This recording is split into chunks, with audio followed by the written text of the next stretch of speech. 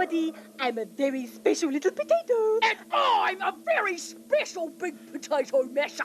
And Margaret, the producer, wants me to tell everybody in the whole world... Not everybody in the whole world is watching Fish Face. Daddy, how can I tell everybody about the information in the show being true if she won't let me speak? Help! Daddy!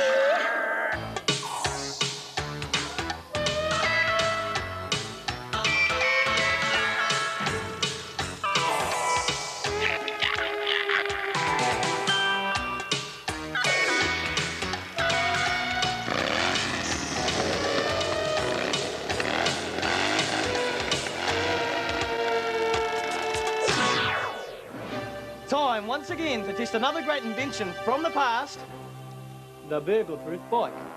In the year 1900, a man named Adolf Neubauer patented a device to stop bike thieves.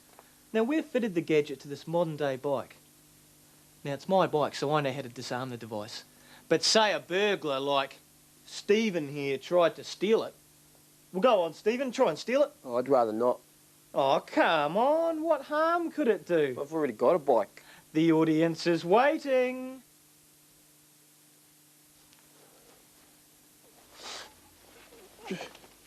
Oh, hang on, this isn't so bad.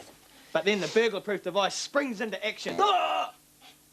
Quite a simple idea, really. A long, sharp metal spike that shoots up through the seat of the bike and into the burglar's bottom.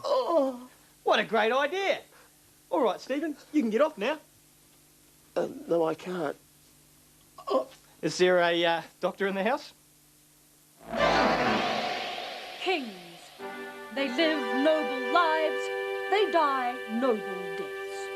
King Harold, hit by an arrow during the Battle of Hastings. The king is dead. King Alexander III of Scotland, his horse rode off a cliff in the dark. The king is dead. King William III, his horse tripped up on a molehill. The king is dead. But perhaps the most noble of all, King George II fell off a toilet. The king dead.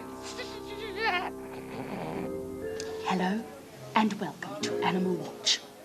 Today we'll be looking at houseflies.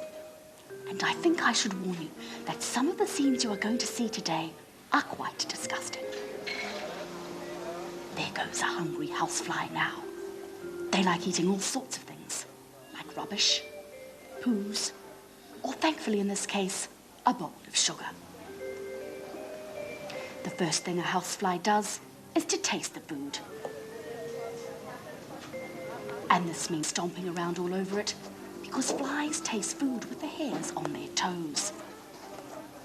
And if that's not disgusting enough, now the fly has to vomit all over its food, because flies don't have teeth like us, and fly vomit contains all sorts of juices to help break down the lunch.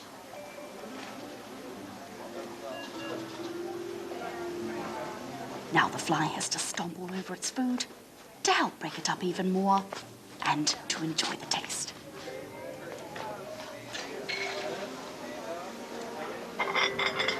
And finally, the fly sucks up using its vacuum cleaner tongue. Sugar, madam? No thanks. From Animal Watch.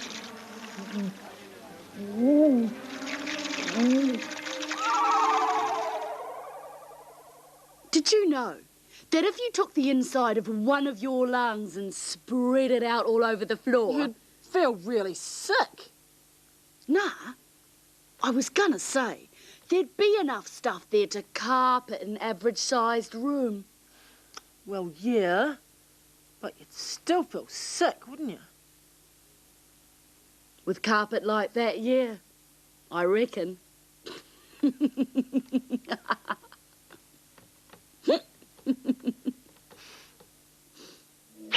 The producers of the Trivia Company wish to advise viewers that spreading your lungs out on the floor like carpet is not a good idea.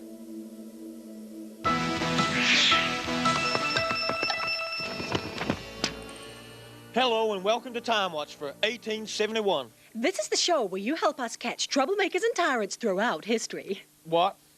We catch bad guys? Oh, yeah.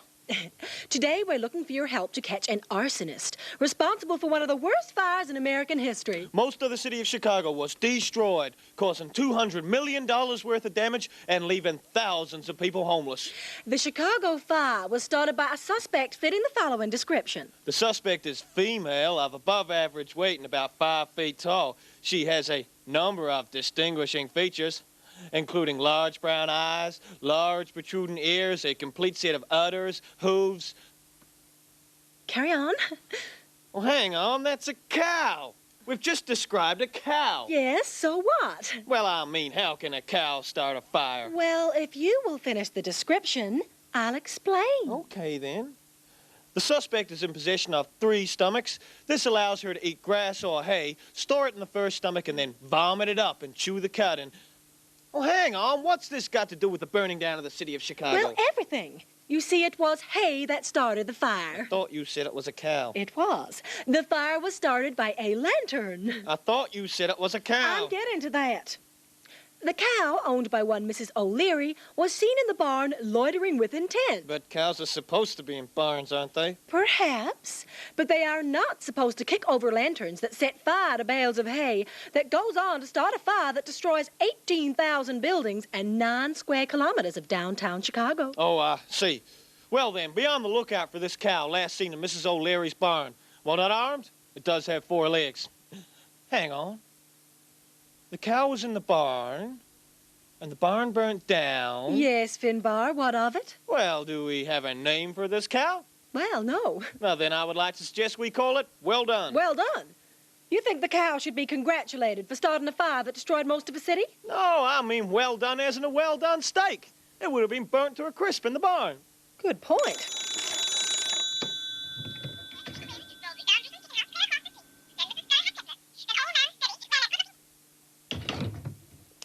And in a Time Watch update, the police have now called off the search for the cow. Yes, you could say the suspect has been grilled and a sentence has been served with chips and salad. From Time Watch, good night. And bon appetit.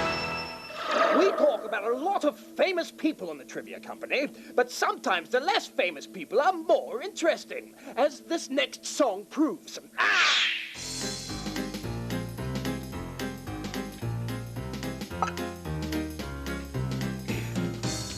My name is Hetty Green. Now, it's a name you may not know, but I lived in New York City 100 years ago. My parents were so wealthy, they had money by the ton. But when it came to having children, well, they had only one. I inherited some millions and then many millions more. But the way I lived my life, well, you'd think that I was poor. Well, I'm Hetty Green, and I'm very mean. It is quite obscene just how mean I've been. Well, I did all of my business from this table in the bank, and I never bothered washing. People even say I stink. Never spent more than a cent on food, and this is for real. On the radiator in the bank, I heated dry oatmeal. So miserly, I carried broken biscuits in my bag. Well, I bought them cheap to eat. I was a miserable old hag. Well, I'm Hetty Green, and I'm very mean. It is quite obscene just how mean I've been. Well, my son, he had a problem. Yes, he had a deformed leg. But I wouldn't pay for doctors, so he ended up with a peg. The richest woman in the world, that may be me, I know. But there's no way that I'll let folks get their hands on my dough. The strangest thing in all of this is in the line that follows. By the time that I had died, I'd made $200 million. Well, I'm Hetty Green, and I'm very mean. Ow. It is quite obscene just how mean I've, just how mean I've, just how mean I've been.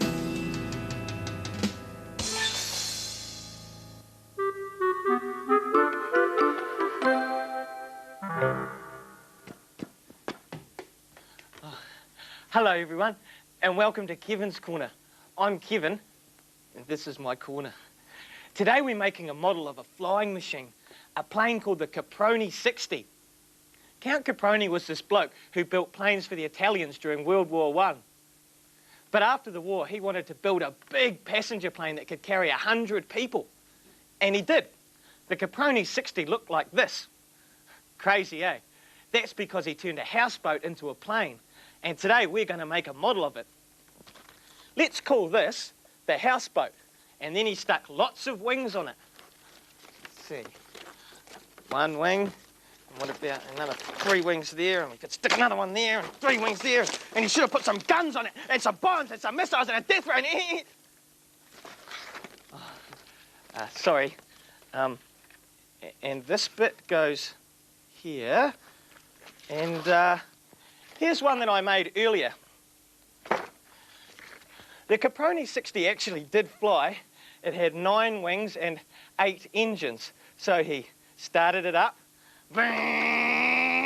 took off, up into the sky, and then it tipped forward. Mayday, mayday, this is Alpha Tango Sierra Foxtrot. We are going to crash. We are all going to die. Repeat, going to die. Oops. I better not break this one. I'll crash this one instead. First. Well, everybody on board was safe after they crashed into the sea, but they probably killed some fish. Until next time, I'm Kevin, and this is my corner. So you think being a 7-head on a platter is a strange job? Well, take a look at this.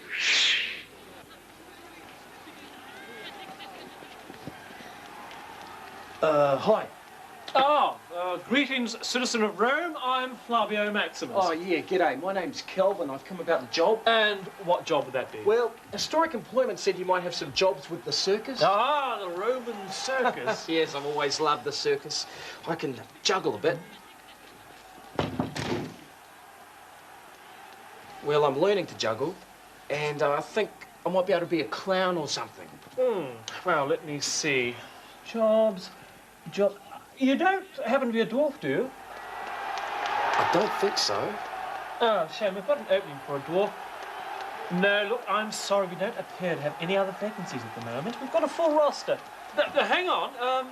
Vacancy may have just opened up. Who's that? It's Dedius Metius, the gladiator. Is it? I thought he was much taller than that. He was. We're picking the rest of him up after lunch. Well, young man, it appears that you're in luck. A job has just come up as a gladiator. A gladiator? But that's dangerous, isn't it? Oh, yes, you lucky chap.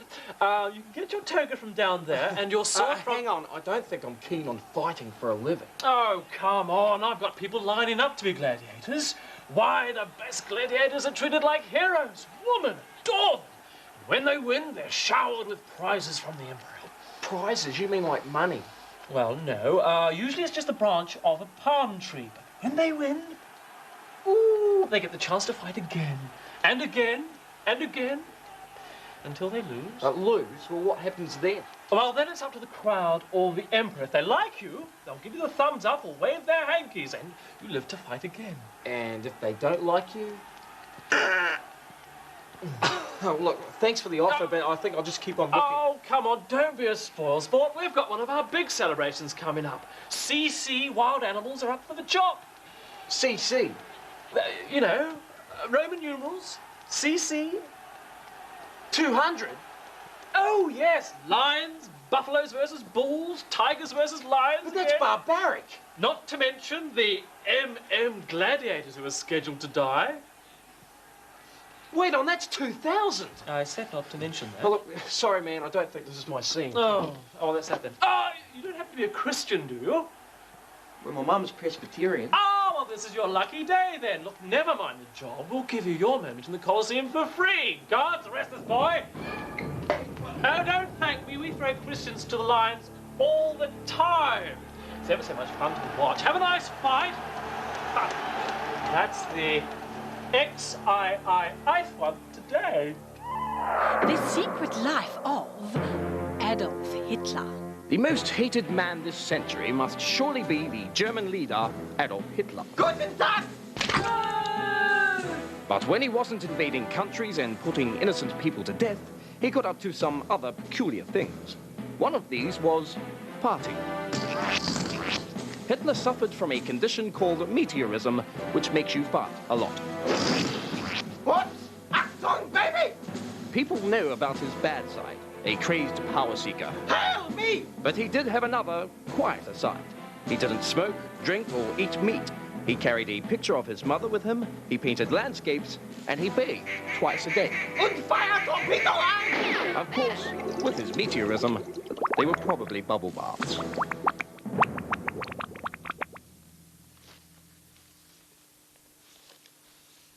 Fish and chips. Yeah, great, eh? Yeah. Hope that fish isn't fugu. Sorry? Fugu? It's a kind of puffer fish. Puffer fish? Oh, you know the ones when they get really frightened, they suck in heaps of water and blow up like a big balloon. Oh. Do they taste good? Well, the Japanese love them. Oh, choice. Yeah, if you don't mind dying. Dying? Yeah, fugu's highly poisonous, and if you eat it and it's not cooked properly... Yeah?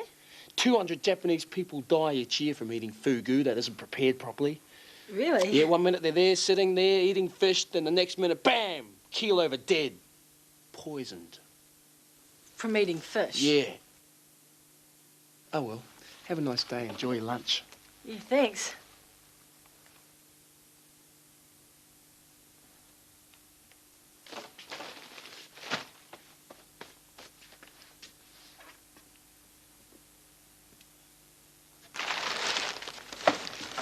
Oh, well, shame to see it go to waste.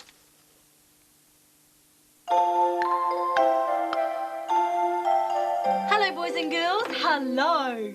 Today, Stuffy and I are going to talk to you about something that you need to do every single day. Go to the toilet? No. I don't know about you, but I need to go to the toilet every day. Stuffy, we have a show to do, and we want to talk to the boys and girls about something that you need to do in the bathroom. Told ya. Or you could do it in any room in the house that's got running water, like the kitchen. Oh, yuck. I'm not coming over to your place for dinner. Stuffy, we are not talking about going to the toilet. We're talking about brushing your teeth. Oh, phew. Now, when you brush your teeth, you need some of this. Do you know what this is, Stuffy? Yes. That's right. This is toothpaste. Do you know what toothpaste is made of, Stuffy? No, but I'm sure you're going to tell me. Toothpaste is made of chalk and water. Chalk? Oh, gross. And it also has detergent in it to make it all foamy. Boy, you humans do such disgusting things to yourselves, and this stuff tastes good. Well, no. Actually, it tastes quite disgusting. So that's why we add peppermint or cinnamon flavouring. Oh, yum, yum. Now, when you brush your teeth, you also need one of these. The toothbrush, which was invented by the Chinese. And before that, people used to use toothpicks to brush their teeth Look, with. this is really dumb. Tell me something interesting. OK, Stuffy. I'll bet you didn't know that in ancient Rome, people used to clean their teeth by gargling urine. Urine? You mean like wee-wees? Exactly. Oh, look, I told you this was about going to the toilet. Urine from Portugal was the most valuable. In fact, Roman women used to pay a lot of money for the best urine. Well, I don't know about you, Stuffy, but I'd rather use toothpaste, a toothbrush, and rinse my mouth out with water. Hey, Chantel, that's not water. Oh, well, boys and girls, I'm just joking. That's about all we've got time for. Oh, I'm just joking, Chantel. Just joking. Can't you take a joke? Welcome to the tire shop. Your tire needs just one stop. Look at the tires and you will see a tire history. Well, this here tire's a Goodyear, a good recommendation, 'cause Goodyear was the man, discovered vulcanization. He was boiling rubber on the stove, he let it cook too long, so the rubber, it got vulcanized, made it extra strong.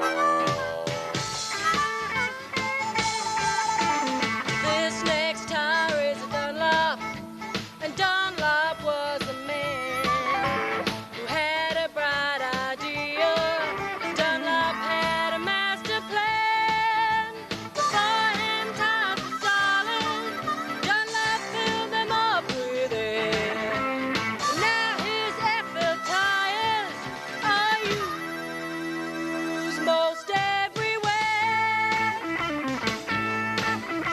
priceless tires of Michelin.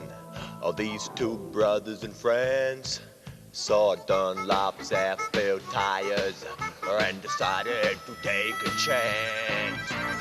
Dunlop used his tires on bikes, but the Michelin's inside was to use the airfield tires on cars. And guess what? They were alright. Welcome to the tire shop. Your tire needs in just one stop. Look at the tires and you will see the entire history.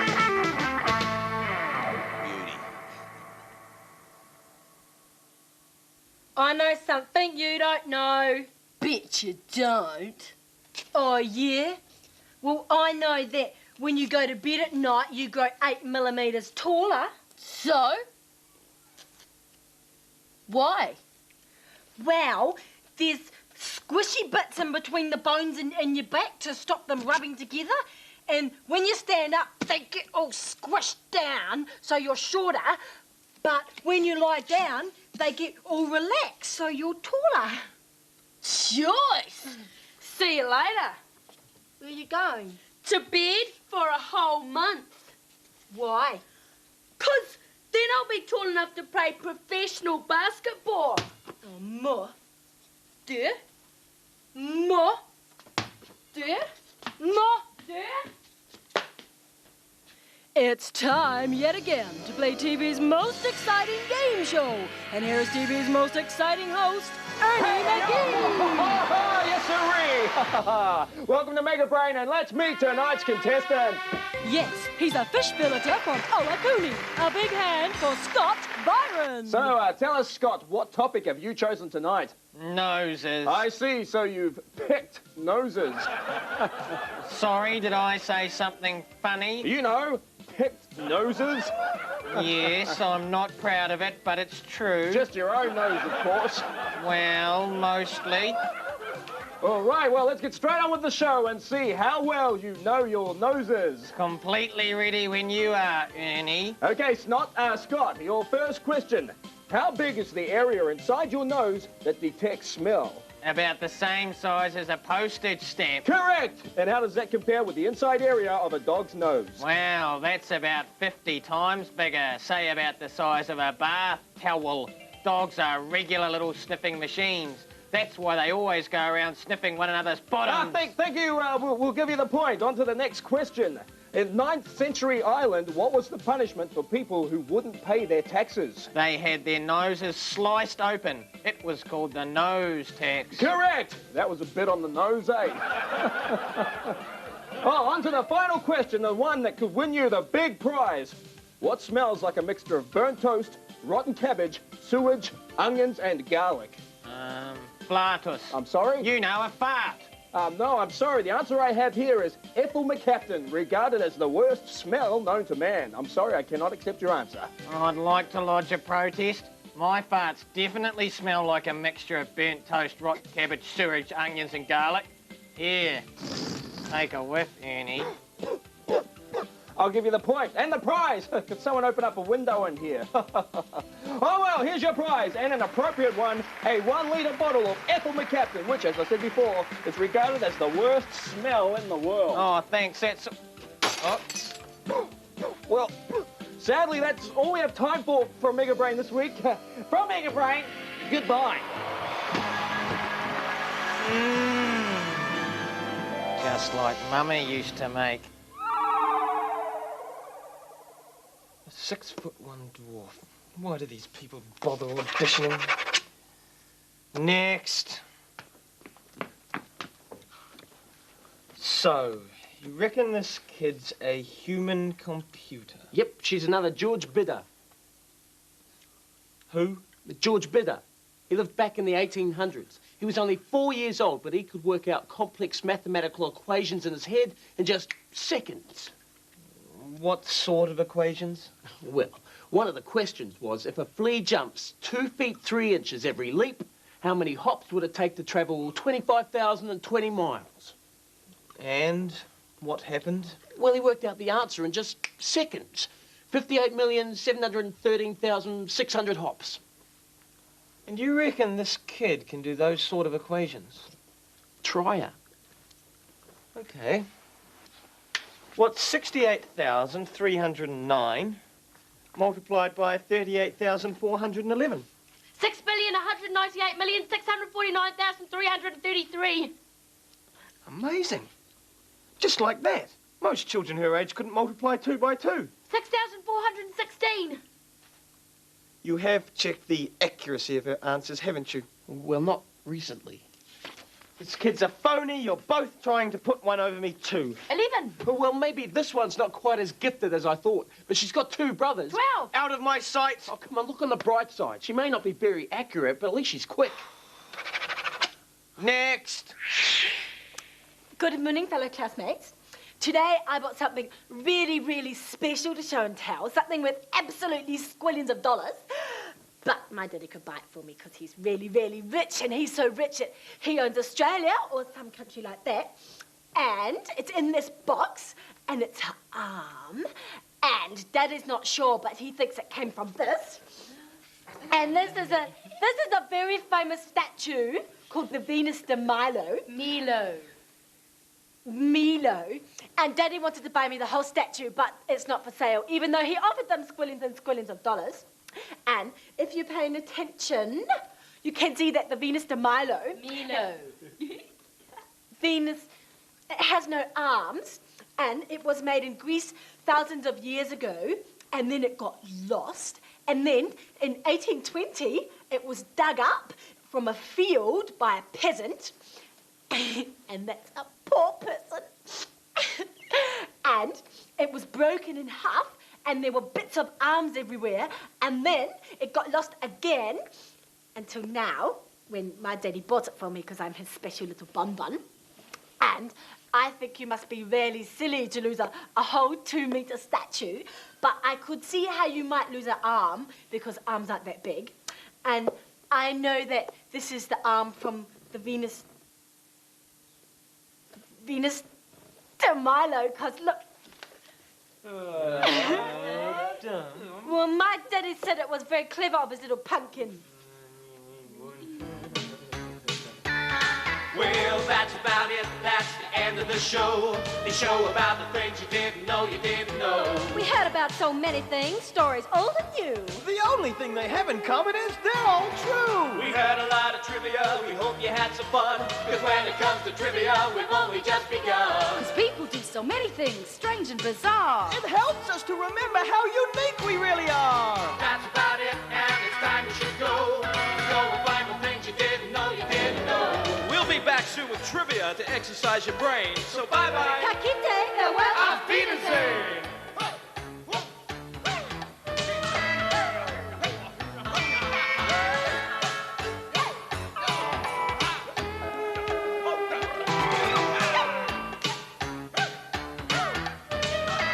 This program was made with the help of your broadcasting fee so that you can see more of me.